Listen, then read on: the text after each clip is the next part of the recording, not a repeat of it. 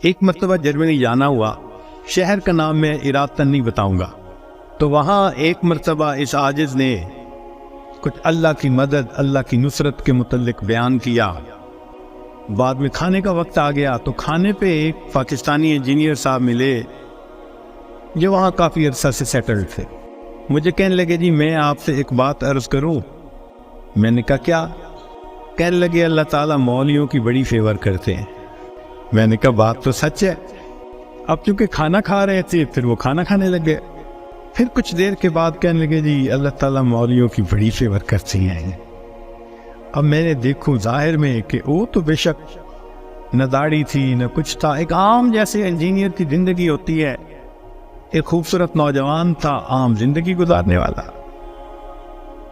جب کھانا ختم ہونے لگا نا تو پھر ذرا میرے وہ قریب ہو کے بیٹھ گیا، پھر کہتا ہے جی اللہ تعالیٰ مولویوں کی بڑی فیور کر۔ اب مجھے سمجھ لگی کہ یہ کچھ کہنا چاہتا ہے لیکن ذرا اس کو وقت چاہیے، علیحدگی چاہیے۔ تو وہ ہم لوگ الگ کرسیوں پہ جا کے بیٹھ گئے۔ میں نے اس سے پوچھا آپ کیا کہنا چاہتے ہیں جو بےتاب ہے اتنی دیر سے؟ کہتے ہیں جی اپنا واقعہ سنائے۔ کہنے لگا جی میں نے لاہور سے انجینئرنگ کی، پھر یہاں ایک کمپنی میں میری نوکری لگی، بہترین نوکری، زبردست تنخواہ، اور میں انٹیلیجنٹ بھی بڑا۔ میں پچھلے اتنے سالوں سے اس کمپنی میں نوکری کر رہا۔ ہمارے دفتر میں یہاں کے ماحول کے مطابق مرد بھی انجینئر ہیں، لڑکیاں بھی انجینئر ہیں۔ تو ایک لڑکی انجینئر جرمنی کی، وہ ہماری کولیگ تھی، اتنی خوبصورت تھی کہ دیکھ کے بندہ سوچتا تھا کہ اللہ نے ایسی بھی مخلوق پیدا کی ہے، اور اس کے ساتھ ساتھ اتنی ذہین اور اتنے اچھے اخلاق والی کہ دفتر کے جتنے جوان لڑکے تھے ہر ایک وش کرتا تھا کہ میرے ساتھ اس کا تعلق جڑ جائے۔ جرمن بھی اسی کوشش میں لگے ہوئے تھے، دوسرے بھی کسی کوشش میں، مگر اس کی زندگی بڑی کلین نظر آتی تھی۔ وہ کام کی بات کرتی تھی، جو ذرا کام کی بات کے علاوہ کرتا تھا ایسا جواب دیتی تھی کہ اگلے کو جرت ہی نہیں ہوتی تھی بات کرنے کی۔ ہم لوگ دوپہر کے وقت چھٹی ہوتی تو پھر کھانا کھا لیتے تھے، کمرہ بنا ہوا تھا۔ ایک دن میں نے کھانا نہ کھایا، پھر دوسرے دن کھانا بھی نہ کھایا، تیسرے دن جب میں نے کھانا نہ کھایا تو اس نے مجھ سے پوچھ لیا کہ فلاں آج کل آپ دوپہر میں کھانا نہیں کھا رہے؟ میں نے کہا اس لیے کہ وہ میں مسلمان ہوں اور ہمارا رمضان المبارک شروع ہو گیا اور میں فاسٹنگ کر رہا ہوں۔ اس نے کہا یہ کیا ہوتی ہے؟ تو میں نے بتایا روزہ کیا ہوتا ہے۔ اس کو تھوڑا انٹرسٹ فیل ہوا، کہنے لگا میرے لیے تو بہت ہی اچھا ٹاپک مل گیا۔ میں نے بھی کھول کھول کے بتایا فاسٹنگ کیا ہوتی ہے، اور اس کی انٹرسٹ کو دیکھ کے کہا اچھا میں باقی باتیں تمہیں کل بتاؤں گا۔ اگلے دن پھر میں نے اس سے کوئی بات کی، ہماری بات رمضان شریف پہ چلنی شروع ہو گئی، اور وہ بھی اس کھانے کے وقت میں کچھ دیر بیٹھ کے مجھ سے اسلام کے بارے میں کوئی بات سن لیتی۔ میری کوشش یہ تھی کہ رمضان شریف کے دوران میری بات چیت اتنی شروع ہو جائے کہ کمفرٹیبلی ہم ایک دوسرے سے کمیونیکیٹ کرنے لگ جائیں۔ جرمن لڑکے مجھے دیکھتے تو وہ مجھ سے بڑے خفا ہوتے، یہ اس کے ساتھ بیٹھ کے کیوں 10 منٹ باتیں کرتا ہے بھائی، جب سے ہم سے 1 منٹ بھی بات نہیں کرتی۔ خیر رمضان شریف ہونے تک مجھے اتنا اندازہ ہو گیا کہ اس کے ذہن میں اسلام کے بارے میں مزید جاننے کا بھی شوق موجود ہے۔ تو میں نے کچھ انگریزی کی کتابیں بھی اس کو منگا کے دی کہ پڑھو، اور میں تو چاہتا تھا اللہ کرے یہ مسلمان بنے، پھر تو ہمارا ہی نمبر لگے گا، کیونکہ باقی تو سارے یہاں کافر ہیں۔ بڑی میری کوشش تھی اور میں بڑے خلوص سے کوشش کر رہا تھا یہ مسلمان بن جائے۔ اللہ کی شان کہ جو باتیں میں بتا سکتا تھا میں نے بتائیں، اور کچھ باتیں اس کو میں نے کہا کہ بھئی تمہارے قریب اگر کوئی مسجد ہے وہاں عالم ہے تو ان سے کویسچن پوچھ لو۔ 6 مہینے اس لڑکی نے اسلام کو اسٹڈی کیا، اور ایک دن آ کے وہ مجھے کہنے لگی کہ کل میں نے کلمہ پڑھ لی ہے، اور میں نے دیکھا کہ اس نے اپنا سر بھی ڈھکا ہوا تھا۔ تو یہ اس بات کی دلیل تھی کہ یہ مسلمان بن چکی۔ میری تو خوشی کے انتہا نہیں تھی۔ میں نے عشاء کے بعد 10 رکعت شکرانے کے نفل پڑھے کہ یہ مسلمان بن گئی۔ میں کولیگ بھی ہوں، مسلمان بھی ہوں، اس کے پاس تو کوئی دوسری آپشن ہی نہیں ہے، تو اب میرا کام آسان ہو گیا۔ اب وہ جب موقع ہوتا نماز بھی پڑھتی، مگر زندگی چلتی رہی۔ سال میں ہمیں چھٹیاں ملتی تھیں جو اکثر وہاں کے مقامی لوگ یورپ میں ادھر ادھر بیچز پہ گزارا کرتے تھے۔ بات چلی کہ بھئی اس دفعہ چھٹیوں کا پروگرام کیا ہے؟ اس نے کہا کہ میرا ارادہ ہے کہ میں اس دفعہ ٹرکی جاؤں گی، سنیں وہاں بہت مسجدیں ہیں اور بہت علماء ہیں، میوزیمز ہیں، تو مجھے ذرا اسلام کو اور زیادہ اسٹڈی کرنے کا موقع مل جائے گا۔ میں نے سوچا ترکی جائے گی تو میرا کیا فائدہ؟ اب میں نے اس کو آئیڈیا دیا، فوڈ فار تھاٹ۔ ان کا تمہیں کیا پتا، اصل تو دین پاکستان میں ہے، اتنی مسجدیں ہیں، اتنے یہ علماء ہیں، اتنے فلاں ہیں۔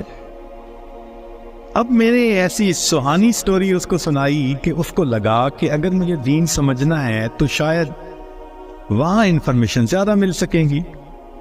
اور ادھر میں نے اپنی امی کو فون بھی کر دیا، امی میں کوشش کر رہا ہوں کہ یہاں سے ایک لڑکی آ جائے پاکستان، بس اس کو پھر آپ شادی کے لیے تیار کرنا، یہ آپ کا کام ہوگا۔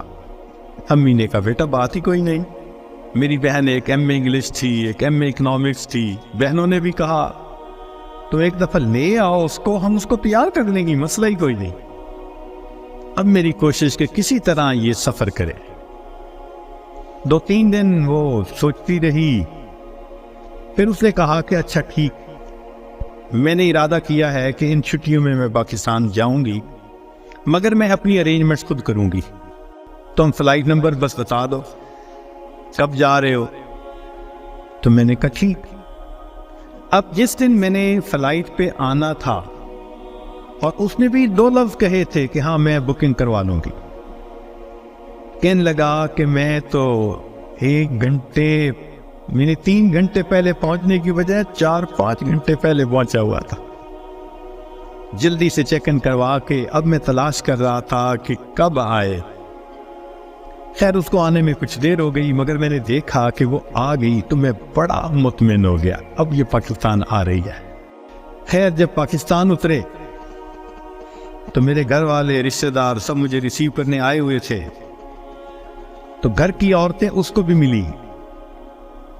اس نے کہا کہ دیکھو میں نے ہوٹل کی بکنگ کروائی ہوئی ہے اور میں اس وقت تھکی ہوئی ہوں سفر کر کے، تو میں سیدھا ہوٹل میں جاؤں گی، اور کل جب میں کسی وقت فریش ہوں گی نا تو عورتوں کو کہا کہ تم ہوٹل آ جانا، میں تم سے ڈسکس کر لوں گی کہ مجھے کہاں انفارمیشن مل سکتی ہے۔ میری بہنیں اس کو دیکھ کے تو حیران ہو گئی، اور انہوں نے شادی کی ڈیٹ اور پلاننگ وہ بھی شروع کر دی۔ اگلے دن میری امی گئی اور اس کو کہا کہ بھائی آپ ہوٹل میں کیوں رہتی ہو، ہمارے گھر میں آؤ۔ اس نے کہا میں ذرا یہاں کمفرٹیبل ہوں۔ امی نے کہا چلو کھانا کھانے ہی آ جاؤ۔ اس نے کہا ٹھیک، تو وہ ایک وقت کھانے کے لیے گھر امی کے ساتھ آ گئی۔ ہمارا گھر ڈیفینس کے اندر اتنا بڑا بہترین محل نما گھر تھا، اور بزنس تھا ہمارا، کار ڈیلرشپ تھی۔ اب جو کار ڈیلر ہو وہ تو کروڑوں پتی ہوتا ہے۔ چھوٹا بھائی میرا مجھ سے بھی زیادہ خوبصورت نوجوان۔ خیر میری بہنوں نے بڑی کوشش کی کہ بھائی کسی طرح وہ ہاں کر دے کہ میرے ساتھ اس کی شادی سے وہ راضی ہے، مگر وہ خاموش جاتی، وہ ہاں نہیں کرتی تھی۔ پریشانی ہونے لگ گئی، دن گزر رہے اور ہاں نہیں کر رہی ہے۔ تو کہنے لگے کہ ایک دن جو ہے امی نے کہا کہ بیٹا اگر تم سے وہ راضی نہیں تو تمہارا چھوٹا بھائی بھی تو ہے، ہم اس کی آپشن دے دیتے ہیں۔ میں نے کہا ٹھیک ہے کوئی بات نہیں۔ امی نے چھوٹے بھائی کی آپشن دے دی، وہ سن کے پھر چپ ہو گئی۔ حتیٰ کہ آدھے سے زیادہ دن گزر گئے، فرض کرو 20 دنوں سے رہنا تھا تو 10-12 دن گزر گئے۔ اب امی کو ذرا فکر ہونے لگ گئی کہ یہ نہیں مانے گی۔ ہم پریشان بھی تھے۔ اللہ کی شان، ایک دن وہ امی کے ساتھ بیٹھی بات چیت کر رہی تھی، کچھ کہنے لگا میرے ایک چچا ہیں، تبلیغی بندے ہیں، سارا دن مسجد میں پڑے رہتے ہیں اور کام ہی کوئی نہیں ہے ان کو۔ ان کا ایک بیٹا ہے اور اس بیٹے کو انہوں نے جامعہ اشرفیہ سے مولوی بنا دیا۔ وہ چونکہ میرے امی کے قریبی رشتہ دار ہیں، تو وہ نوجوان ہمارے گھر آیا امی کو کوئی چیز دینے کے لیے۔ تو اس لڑکی کی ذرا دور سے نظر پڑ گئی کہ ایک بندہ ہے، داڑھی والا بھی ہے، ٹوپی بھی ہے اور وضاقتہ بھی دینی ہے۔ اس نے میری امی سے پوچھ لیا یہ کون ہے؟ اس نے کہا یہ میرے دیور کا بیٹا ہے، عالم ہے۔ اس نے کہا اچھا، میں نے جو کچھ مسئلے پوچھنے تھے وہ میں اس سے پوچھ سکتی ہوں؟ امی نے کہا ہاں۔ کہنے لگا امی نے وہ مولوی صاحب کو بلا لیا اور وہ مولوی صاحب آ کے یوں نگاہیں نیچی کر کے کھڑے ہو گئے۔ یہ اس نے ایک دو باتیں پوچھی، اس نے آگے سے جواب دیا اور جیسے روٹھا ہوا بندہ ہوتا ہے وہ مولوی صاحب سے لے گئے۔ اس نے جاتے ہوئے اسے پوچھ لیا کہ بھئی اگر کوئی اور بات پوچھنی ہو تو آپ کا ٹیلی فون نمبر، اس نے ٹیلی فون نمبر دے دیا۔ ایک دو دن ٹیلی فون پہ یہ اس سے بات کرتی رہی۔ کہنے لگی کہ چوتھے دن ہمیں پتہ چلا کہ لڑکی نے اس سے خود بات کی، کیا تم مجھ سے نکاح کرنا چاہتے ہو؟ کہنے لگے مولوی صاحب نے جواب دیا میں ابو سے پوچھوں گا، ابو سے پوچھوں گا۔ اس نے ابو سے پوچھا، ابو نے کہا کہ بیٹا ساری دنیا مسلمان کے لیے اس کا ملک ہے، اگر تمہارا رزق اللہ نے وہاں لکھا ہے تم دین کی نیت سے جاؤ، اللہ کے دین کا کام کرو وہاں۔ کہنے لگا لڑکے نے ہاں کر دی۔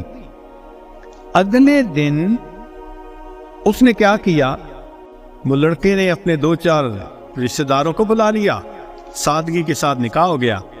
لڑکی اس کو لے کے اسلام آباد ایمبیسی چلی گئی اور ایمبیسی میں اس نے اپنا سٹیٹس دکھایا، پورا دکھا کے کہا کہ میں آئی تھی چھٹیاں گزارنے، اس کے ساتھ میرا نکاح ہو گیا ہے، کاغذات ہوتے رہیں گے، میں نے ہے 4 دن میں واپس جانا، کیا آپ اس کا ملٹیپل ویزا لگا سکتے ہیں؟ کہنے لگے کونسلر کو اس کی پرسنالٹی، اس کی بات چیت، اس کی نوکری اتنی جسٹیفیکیشن نظر آئی، اس نے چھوٹے ہی 5 سال کا ملٹیپل ویزا لگا دیا۔ کہنے لگا چھٹیاں ختم ہونی تھی، وہ لڑکی اپنے وہ جو مولوی صاحب خاوند تھے ان کے ساتھ چلی گئی، محنت میں نے کی، اللہ نے فیور مولوی کی کر دی۔ وَهُوَ يَتَوَلَّى الصَّالِحِينَ، وہ اللہ نیکوکاروں کا سرپرست ہے۔